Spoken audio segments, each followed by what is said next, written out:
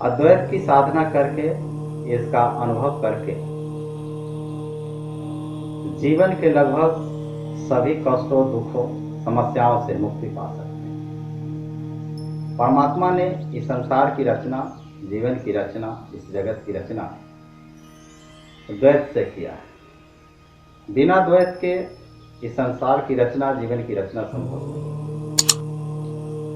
द्वैत माने क्या?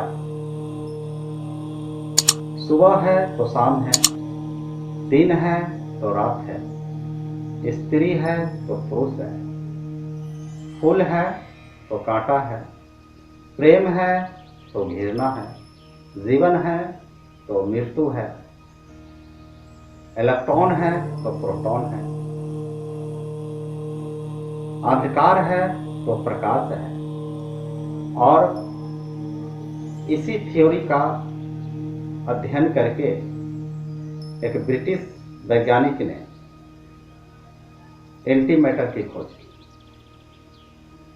उसने सोचा कि जब संसार की हर एक चीज विपरीत चीजों से मिलकर बना है, तो संसार पदार्थ है, मैटर है, तो इसका विपरीत एंटी मैटर अवश्य होना चाहिए।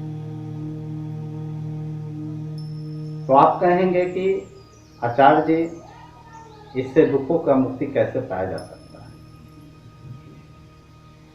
अद्वैतवाद से दुखों के मुक्ति पाने का दो उपाय है। पहला मार्ग है कि यदि आप जितने अहोभाव से, प्रेम से फूलों को चुनते हैं, उतना ही अहोभाव, प्रेम से यदि आप कांटे को चुने, तो आप दुखों के पार चले जाते हैं। आप सोचते हैं कि मैं फूल चुनूं, और कांटा तो उसके साथ अवश्य ही आ ही जाता है, जो आपके लिए दुख का कारण है।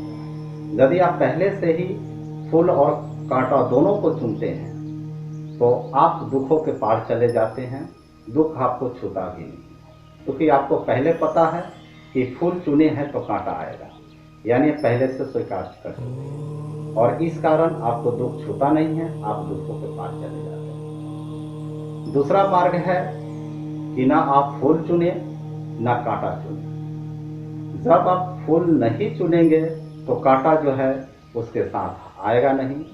आप साक्षी भाव बन के रहें, तो आप पाएंगे कि आप दुखों के पार चले गए और आप दुखों से छुटकारा पा लिए।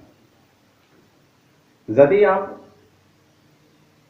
प्रेम चुनते हैं, तो स्वभावतः घृणा उसके साथ देर सवेर चला ही आता है। जीवन चुने हैं तो मृत्यु निश्चित ही रूप से होगा ही। और जब इस चीज का आपको बोध हो जाता है, तो आप दुखों के पार चले जाते हैं। अर्थात दो मार्ग हुआ, या तो दोनों को आप चुने, उससे भी आप दुखों के पार चले जाते हैं, या आप दोनों को न चुने, न फूल चुने, न कांटा चुने, न आप प्रेम चुने, न घृणा चुने, इससे भी आप दुखों के पार चले जाते हैं और लगभग सभी दुखों से छुटकारा आप पा लेते हैं। धन्यवाद। आज इतना है।